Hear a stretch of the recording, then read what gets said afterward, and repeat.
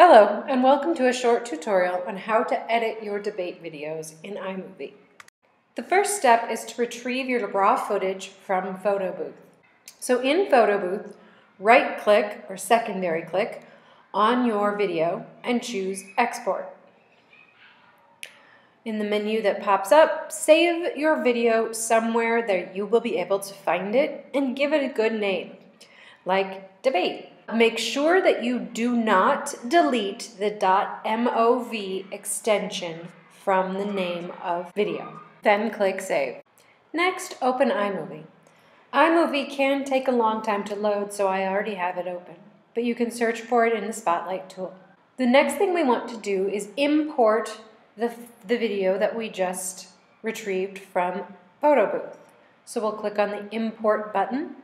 And again, this may take a little while for the import window to open up for you. Be patient. When the import window does open, find your file. I saved mine on my desktop, so I click on Desktop, and then I locate the file, Debate 1.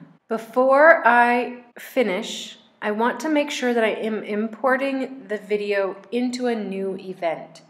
So I click on the Event drop-down menu, and I scroll to the New Event. I give it a good name, like Debate 1, and then I click OK.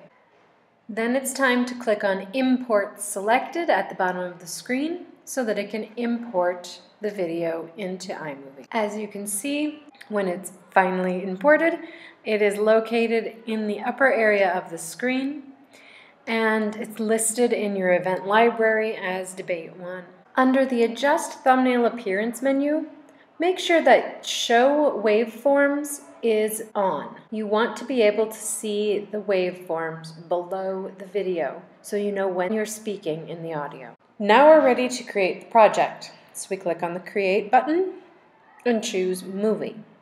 Choose No Theme and then click Create. Give your movie a good name. My movie is not a good name. Debate, Practice Debate, Debate 1, something that makes sense. Make sure the event is Debate 1 or whatever you named your debate event and click OK. Now you'll have a blank space at the bottom where you'll create your new movie, and you'll notice that the movie name is at the top of the event. It integrates everything so that nothing will get lost and everything makes sense. Now looking at our movie, the footage that we have to use, you notice that there's some very big pauses in the speaking, where there's no lines, there's no spiky little lines on the audio track. That means I'm not speaking.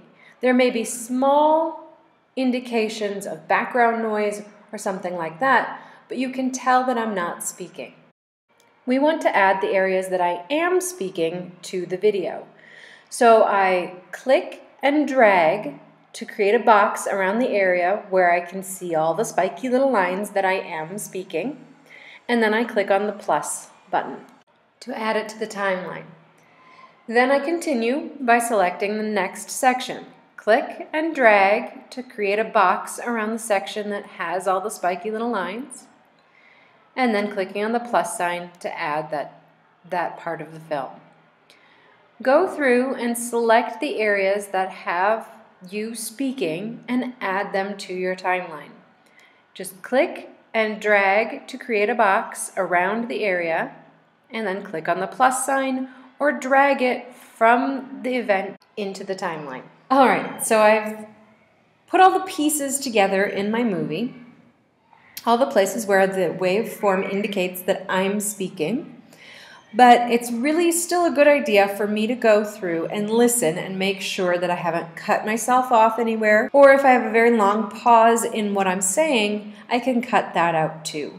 Also, things like this where maybe the beginning or the ending is a lot of silence, I'll actually want to trim that up as well. So here I go. Mary Curie, why she is partner to respond.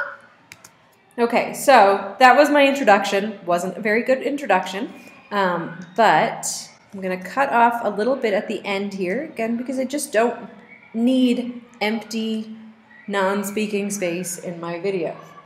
So I'm going to right-click on it, secondary click on it, and choose Split Clip. Okay, notice that just breaks it right where the the line marker was, and so that breaks that end piece off, and I can delete that part where I'm not speaking.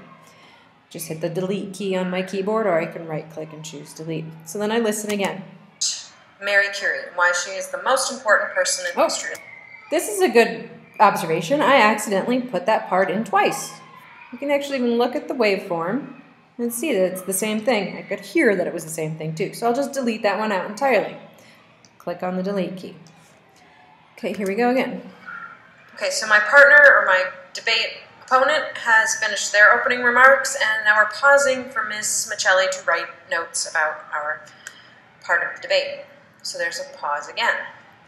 Okay, so again, I've got these at the beginning and the end. Now, you won't have an explanation of what's going on. You'll just actually have your debate. But for my demonstration, I didn't actually prepare a debate, so I just kind of talked about what was happening. Okay, so again, I just cut off the beginning and the end. Instead of just right-clicking and split clip, I used the shortcut that they mentioned there, which is Command B. I've gotten quite good at using the new iMovie, and so I know a lot of those shortcuts. As you use iMovie more and more, you'll get familiar with them as well. So in here, you can see that there's a big pause in my speaking. There's very little going on in the waveform. It's probably just background noise. So I should listen to that part as well and cut out all that extra space. Scientific engineering thing. So exactly. Again, I don't actually have a debate written, so mine is a little rough. Let's put it that way.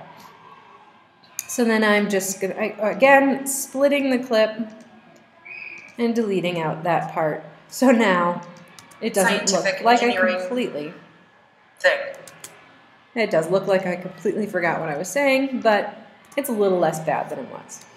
As you can see up here in your event, the orange bar indicates the part of the video that you've added to your movie, but it doesn't tell you how many times. All right. Again, keep going through your video. Actually play it through. Listen to yourself. This is part of what you're doing this for, is to listen to yourself speaking so that you can think about how you can improve. Make sure that you have not repeated any of the parts of the clips from your event so that you have a nice, well-edited video.